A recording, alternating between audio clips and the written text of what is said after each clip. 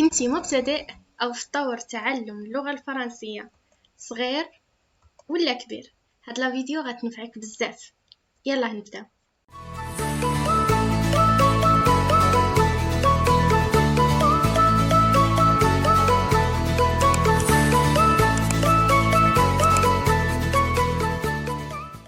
السلام عليكم ورحمة الله تعالى وبركاته. سعيدة بلقياكم في اون فيديو اللي جديدة واللي ما غتكونش مختلفة بزاف على لي فيديو اللي كتشوفوهم في القناة. فهاد لا فيديو غتكون فقط مسار اللي خاصك تتبعو الا كنتي باغي تعلم اللغة الفرنسية.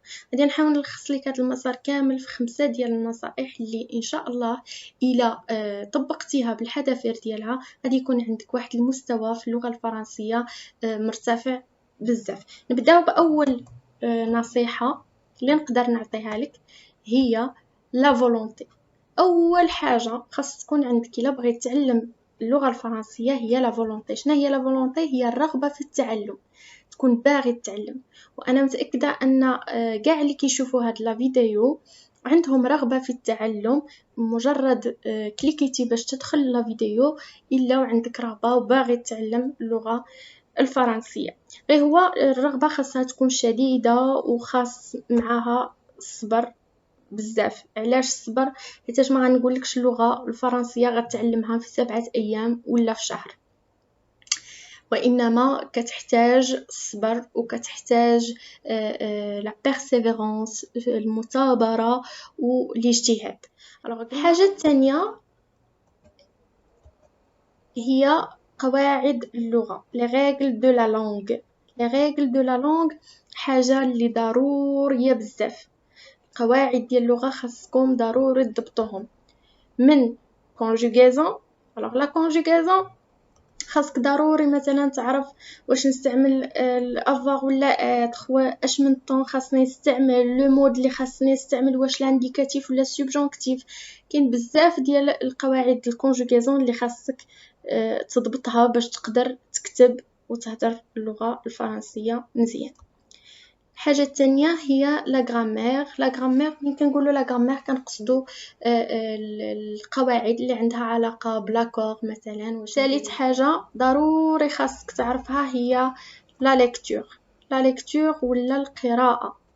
القراءه هي واحد الحاجه اللي انديسبونسابل في داك لو باساج ديالك في لابرونتيساج. من تكون كتعلم ضروري ما خاصك تقرا بزاف.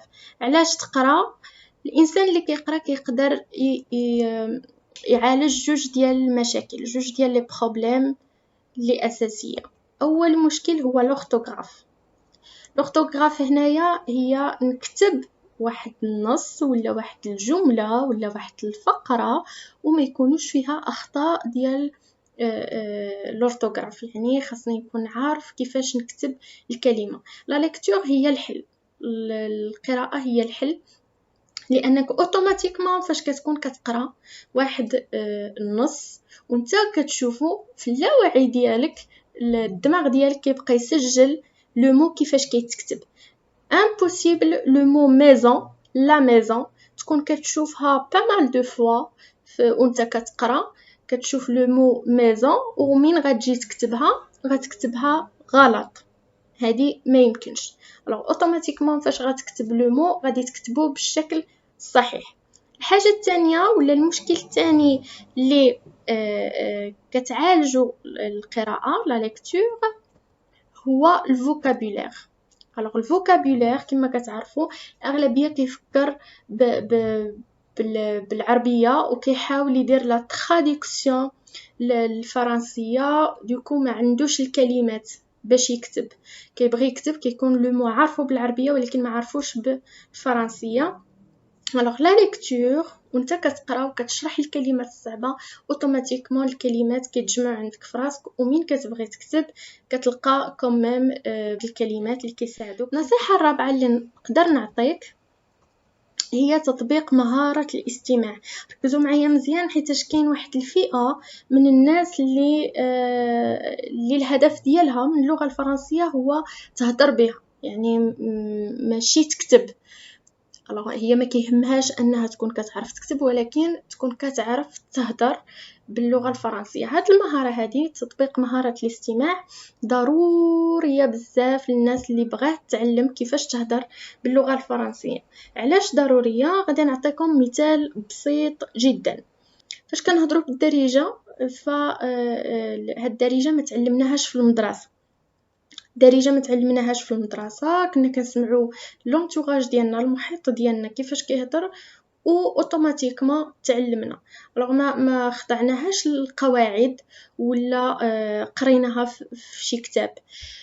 نفس الشيء بالنسبه للفرنسيه. الا كنتي كتسمع الفرنسيه بزاف فكن على يقين انك غادي تقدر تنطق الفرنسي وتهضر بالفرنسي كورامون. غادي نوريكم كلكو استوس باش تطوروا من المهاره ديال الاستماع. اول حاجه ريغاردي دي فيلم اون فرنسي. alors مادام انت باغي تعلم الفرنسيه، هاد الخطوات بشكل عام راه كتخص جميع اللغات ماشي غير اللغه الفرنسيه. اي لغه بغينا نتعلموا لها خاصنا ضروري ما نتبعوا هاد النصائح.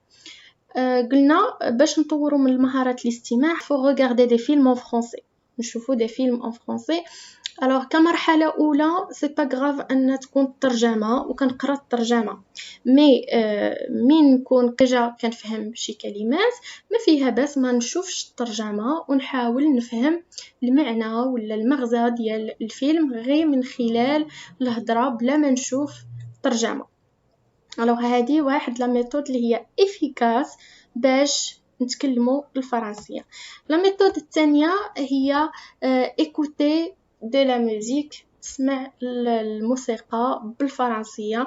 حتى هي نفس الشيء، تلقى الترجمه سي با غراف او ديبي، ولكن من بعد من تبغي تطور من راسك ولا ديجا كتفهم شويه فهنايا تقدر ما تشوفش الترجمه وتبقى غير كتسمع. فهنايا كتساعدك على التحدث باللغه الفرنسيه. الحاجه الثالثه اللي نبغي نشير ليها هي ايكوتي دي بودكاست. الوغ هنايا هاد لي بودكاست هادو كتشوفوا تما الرمز ديال جوجل بودكاست.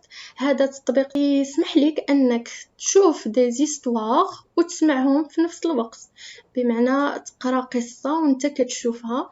قدر الا عندك شي كتاب تكتب الاسم ديالو في الريشيرش غادي يعطيه لك بشكل مسموع، يعني تبقى تسمع وفي نفس الوقت كتقرا.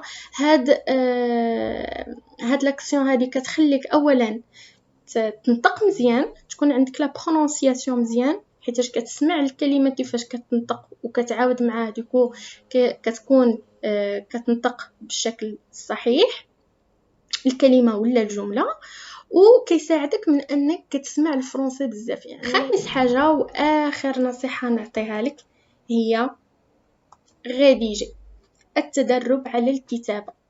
إلا كنتي غير ما هو نظري، غير كتستمع للقواعد، غير كتطبق القواعد، ما كديرش تطبيق يعني في لا ريداكسيون في الكتابة، لأن الكتابة هي اللي كتجمع لينا كل شيء، هي اللي كنشوفوا فيها واش حنايا النيفو ديالنا في الفرنسية تطور ولا باقيين في نفس النقطة، ما افونسيناش ما زدناش للقدام. الوغ التدرب على الكتابه هو واحد الحاجه ضروريه وخاصك ديرو كتحدي تحدى فيه راسك. مثلا في الليل في اخر النهار استمعتي للموسيقى، تفرجتي شي فيلم باللغه الفرنسيه، سمعتي اللغه الفرنسيه في النهار ديالك، قاري شويه ديال القواعد. اخر النهار تحاول تكتب اي حاجه، تولف راسك ولا تعود راسك انك تكتب وتغلط باش هكا. هذه هي الطريقه الوحيده باش كتقدر اولا تشوف النيفو ديالك فين راك واصل في اللغه الفرنسيه، وثانيا تحاول تطور منه. هاد النصائح هادو الا طبقتوهم بالحرف فكونوا على يقين ان المستوى ديالكم في اللغه الفرنسيه غادي يولي افضل. لا فيديو ديالنا انتهت، نشوفكم في فيديو جايه إن شاء الله.